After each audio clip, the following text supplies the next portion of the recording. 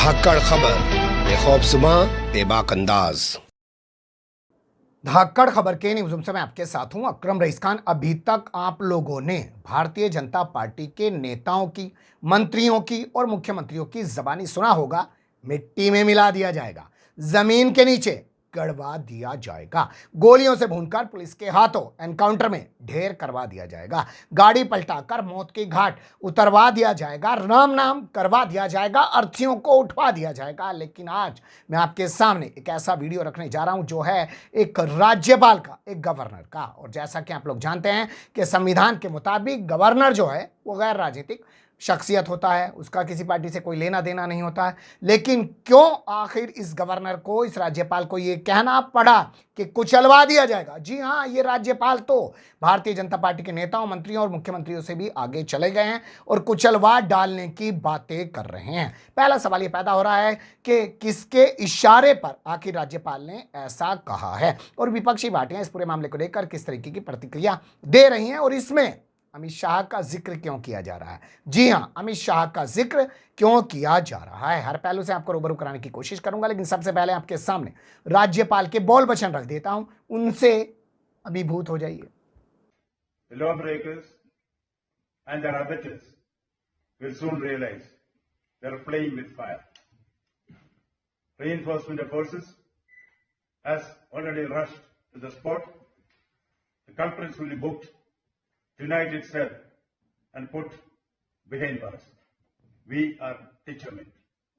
सुन लिया आपने, ये है राज्यपाल महोदय और इनको जिम्मेदारी दी गई है पश्चिम बंगाल के राज्यपाल की और इनका नाम है सीवी आनंद बोस और ये राज्यपाल बनाए गए हैं जगदीप धनखड़ को उपराष्ट्रपति बनाए जाने के बाद। जैसा कि आप जो जानते हैं कि इनसे पहले देश के उपराष्ट्रपति जगदीप धनखड़ पश्चिम बंगाल के राज्यपाल हुआ करते थे और वो भी वहां पर अपने बोल बचनों के चलते खूब मशहूर रहा करते थे। उन्होंने भी ममता बनर्जी का जीना एक तरीके से मुहाल कर रखा था। टीएमसी के लोग इस तरीके का आरोप लगाते हैं। अब ये वहां पे चले गए हैं तो इन्होंने उनसे 2 कदम आगे जाते हुए कहा है कि गुंडों को, ठगों को कुचलवा दिया जाएगा। बताया जा रहा है कि उन्होंने बयान हावड़ा और हुगली में हुई हिंसा के बाद पत्रकारों से बातचीत करते हुए दिया है। उनका यह बयान सोशल मीडिया में वायरल हो रहा है। अब उन्होंने ऐसा बयान आखिर किसके कहने पे दिया है, लोग किसकी ओर इशारा कर रहे हैं, तो यहां आप जेडीयू के राष्ट्रीय प्रवक्ता नीरज कुमार को सुन लीजिए। दूसरी बात, भारत सरकार के गृह मंत्री हो, राज्य में निर्वाचित मुख्यमंत्री है, लेकिन संघीय ढांचे को दरकिनार करके आपने महामहिम राज्यपाल से बात किया। क्या नीतीश कुमार पिछड़ा समुदाय के हैं, राज्य के मुख्यमंत्री बने हुए हैं? पिछड़ा समुदाय का व्यक्ति क्या आपको मंजूर नहीं कि माननीय नीतीश कुमार जी निर्वाचित मुख्यमंत्री से आपने बात करना सही नहीं माना और आपने महामहिम से बात की और यही कार्य संस्कृति आपका बंगाल में रहा है।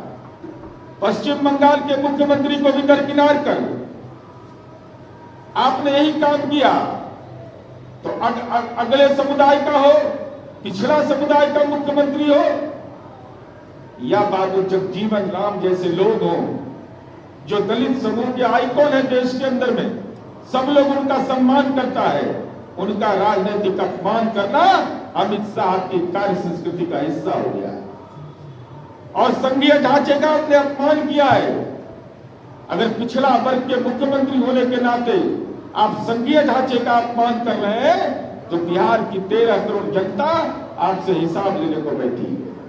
सुन लिया आपने, उन्होंने बताया कि अमित शाह ने कहा कि मैंने बिहार के राज्यपाल से बात करी, मैंने बंगाल के राज्यपाल से बात करी और इसीलिए राज्यपाल को शायद ये हौसला मिल रहा है, ये हिम्मत मिल रही है या बूस्टर डोज वहां से मिल रही है और वो इस तरीके की भाषा का प्रयोग कर रहे हैं। क्या कहा था अमित शाह ने, वो भी आपको सुनना चाहिए। जो उन्होंने कल नवादा में बोला है वो भी मैं आपके सामने रख रहा हूं, सुन लीजिए। मैं ईश्वर से कामना करता हूं कि बिहार में जल्दी से शांति की स्थापना हो। सरकार को कहने का कोई मतलब नहीं है। मैंने सुबह गवर्नर साहब को फोन किया तो लल्लन सिंह जी बुरा मान गए कि आप क्यों बिहार की चिंता करते हो। अरे भाई, मैं देश का गृह मंत्री हूं, बिहार की कानून और व्यवस्था भी ये देश का एक हिस्सा है, आप नहीं संभाल सकते, इसलिए हम चिंता कर रहे हैं।